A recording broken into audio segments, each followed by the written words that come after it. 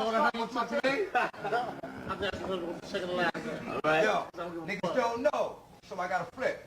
See if they forgotten how dark it can get when I bark, when I hit. Scratch like a pit. You go for you push, but you stay talking shit. The entity that people are praying to is not the God they think it is.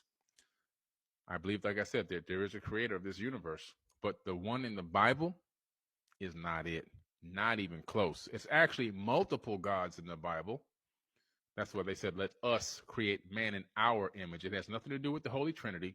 That didn't even exist at the time that information came out. But they try to twist your arm and make you think that, but it's not. It's these Anunnaki beings, these people that were written about in the Sumerian, cuneiform, and Babylonian and Akkadian epics. It was gods with an S. And if you find the original translation of the word God, you'll find that in the Bible it's mistranslated to be singular when it's actually plural.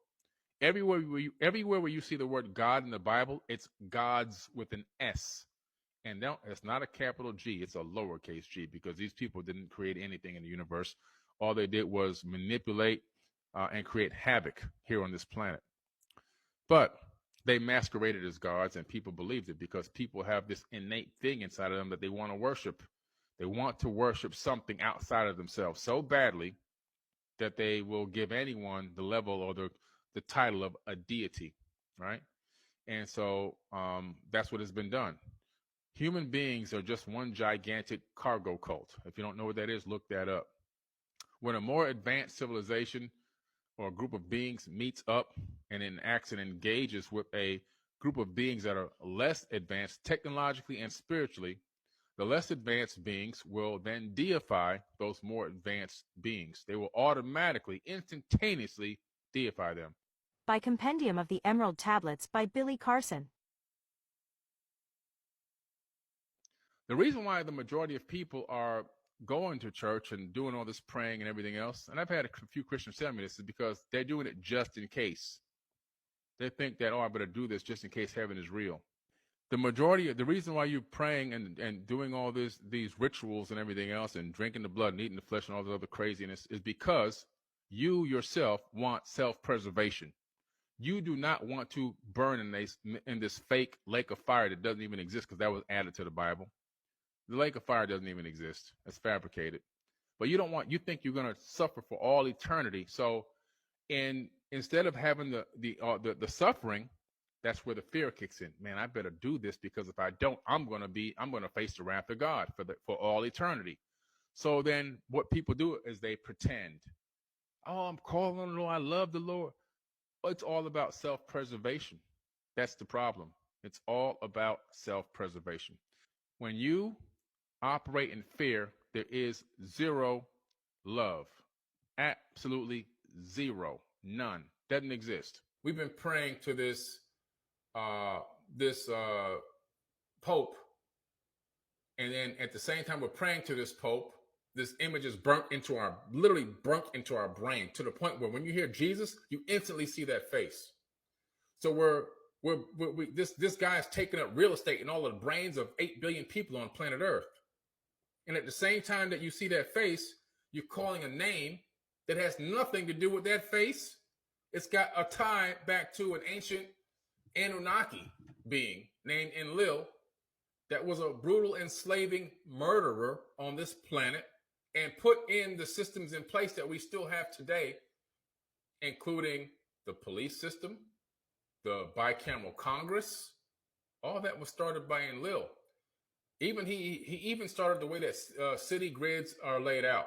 He said to his sister in one of the tablets, to Ninmah, he said to Ninmah, this plan I have on this planet is to last for all time.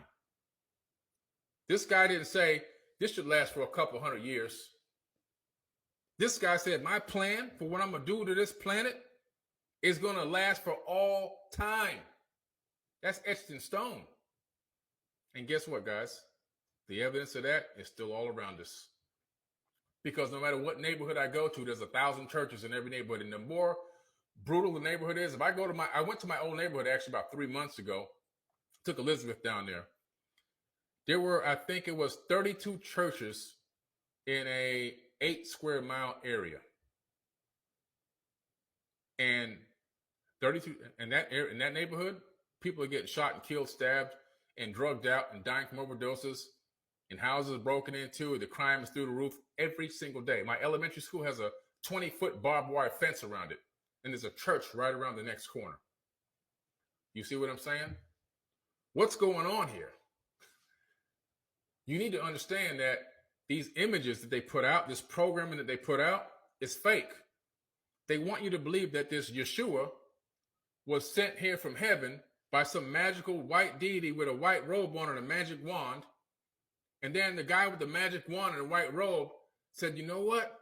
These people, I know I'm omnipotent and I'm omniscient and I know everything, but I just can't seem to figure out how to make these people behave. So what I'll do is I'll kill my own son, and that'll teach them. Come on, man. For real? That's what we, and then we read, and then we're in school, we're told that the Greeks have mythology. And then people go to Bible study the same night. Come on. For real? Are we being for real here? Come on, guys. We got to stop. We got to stop, man. We got to stop this foolishness. At some point, we got to sit down and say, something ain't really adding up here.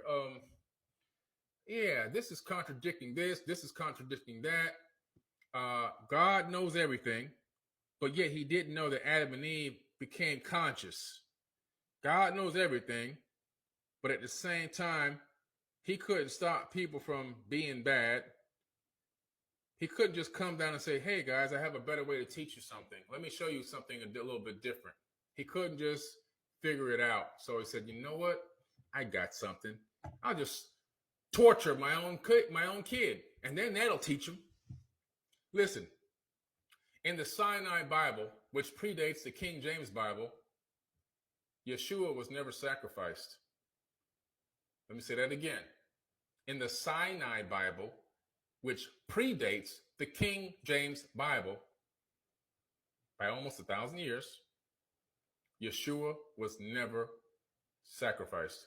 Not only that, there's close to 10,000 mistranslations between the two Bibles.